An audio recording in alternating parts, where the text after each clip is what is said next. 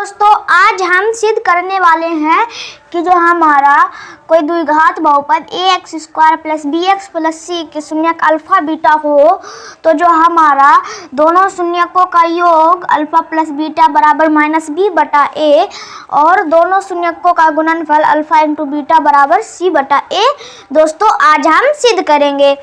तो चलिए दोस्तों अब हम लोग इसे सिद्ध करते हैं। तो पहले हमें दिया गया है कि जो हमारा अल्फा बीटा है वो द्विघात बहुपद ax स्क्वायर प्लस bx के शून्यक है, यानी क्योंकि जो हमारा अल्फा और बीटा है वो द्विघात बहुपद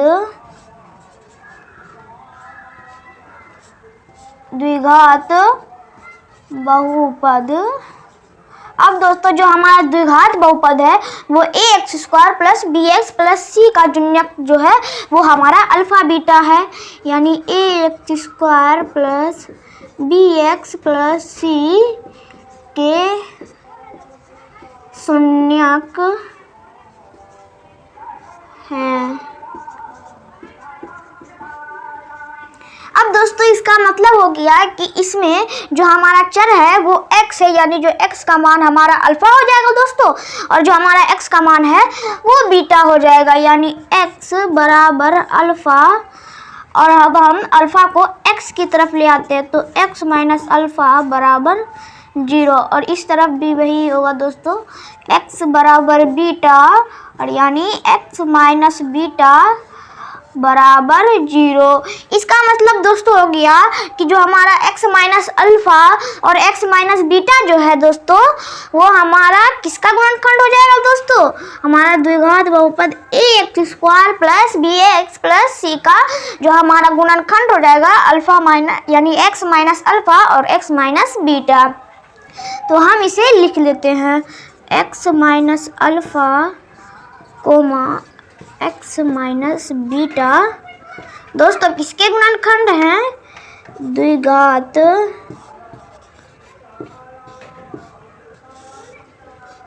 बहुपद ax square plus bx plus c के दोस्तों गुणनखंड हैं।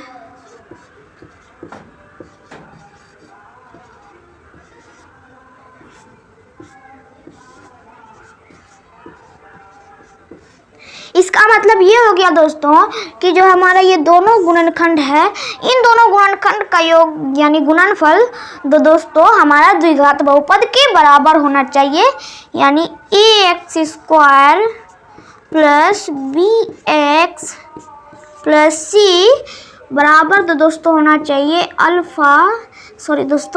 x minus alpha into x minus beta. यानी अब दोस्तों जो ये हमारा गुणनफल है इस गुणनफल का जो गुणांक हमारा k भी हो सकता है, यानी जो हमारा बहुपद है उसका गुणांक k यानी कोई अचर पद भी हो सकता है, इसलिए हम गुणांक k देखते हैं, यानी कि जो हमारा k है अचर पद है कोई, यानी दोस्तों कोई अचर संख्या है।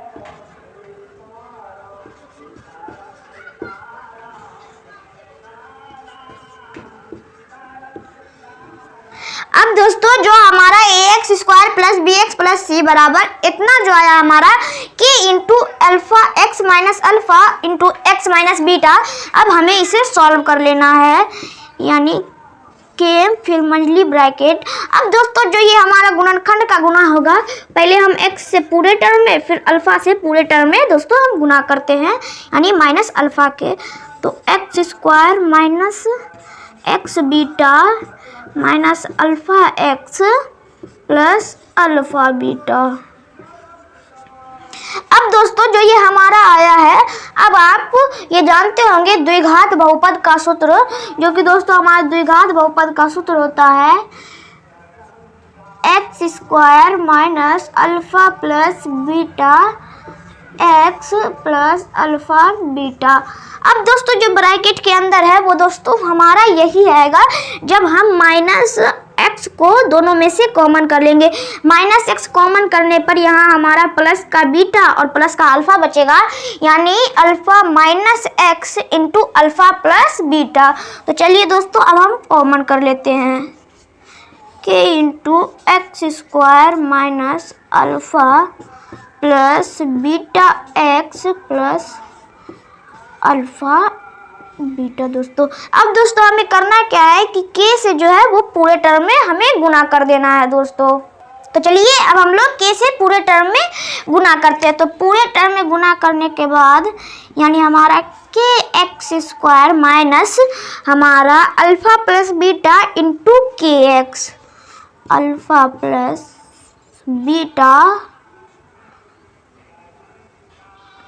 इंटू के एक्स प्लस के इंटू दोस्तों हमारा अल्फा बीटा। अब दोस्तों हमारा जो ये हमारा बहुपद के बराबर आ गया, यानी A X square plus B X plus C. दोस्तों ये किसके बराबर आया है, हमारा K X square minus alpha plus beta into K X plus K alpha beta. अब हमें करना क्या है कि x का एक्स स्क्वायर का गुणांक, x का गुणांक और अचर पद को दोस्तों हमें तुलना करना है, जिससे जो हमारा एक्स स्क्वायर का गुणांक, x का गुणांक और अचर पद जो है दोस्तों वो हमारा बराबर हो जाएगा। तो चलिए दोस्तों अब हम लोग जो है दोनों तरफ एक्स स्क्वायर, एक्स और अचर पद के गुणांक को जो है दोस्तों अब हम लोग तुलना करते हैं। तो जो हमारा यहाँ A X square plus B X plus C है, उसमें जो एक्स स्क्वायर का गुणांक है वो हमारा ए है और यहाँ एक्स स्क्वायर का गुणांक के है, यानी दोस्तों जो हमारा ए एक्स स्क्वायर बराबर के एक्स स्क्वायर हो जाएगा और यहाँ एक्स स्क्वायर कैंसिल हो जाएगा, यानी दोस्तों हमारा जो ए का मान है वो के मान के बराबर हो जाएगा, जिसे हम समीकरण 1 मान लेंगे, क्योंकि जो है हमें के या ए के मान को बदलने में सहायता होगा। अब दोस्तों अब हमारा अगला है बी एक्स बराबर, यानी बी एक्स बराबर माइनस अल्फा प्लस बीटा के एक्स। अब दोस्तों जो हमारा x और x हमारा कैंसिल आउट हो जाएगा दोस्तों।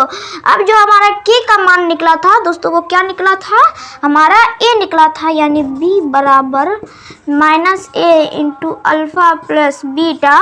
दोस्तों ये हमने किससे लिखा है, समीकरण 1 से। अब दोस्तों जो b बराबर माइनस a बटा अल्फा प्लस बीटा आया है, तो अल्फा प्लस बीटा बराबर दोस्तों हो जाएगा b बटा माइनस का a। अब दोस्तों आप जानते हैं कि जो हमारा किसी भी बहुपद में जो यानी किसी भी भिन्न में जो हमारा हर रहता है वो कभी ऋणात्मक नहीं होता है। अगर ऋणात्मक हमें दिया हुआ है, जो उसका ऋणात्मक चिन्ह है वो अंश पर चला जाता है दोस्तों। तो हमारा अल्फा प्लस बीटा बराबर माइनस बी बटा ए, जो कि हमें यानी दोनों शून्यकों का योग अल्फा प्लस बीटा बराबर माइनस बी बटा ए प्रूव करने के लिए बोलता है, जो कि हमने यहाँ प्रूव कर दिया है दोस्तों। यानी दोस्तों जो ये हमारा प्रूव्ड हो चुका है। अब दोस्तों जो है अब हमें वन मोर यानी जो हमारा अल्फा इंटू बीटा बराबर सी बटा ए प्रूव करना है। यानी दोस्तों जो हमारा ये हो जाएगा कि हमारा सी बराबर के अल्फा बीटा दोनों बराबर हो जाएंगे, तो के अल्फा बीटा।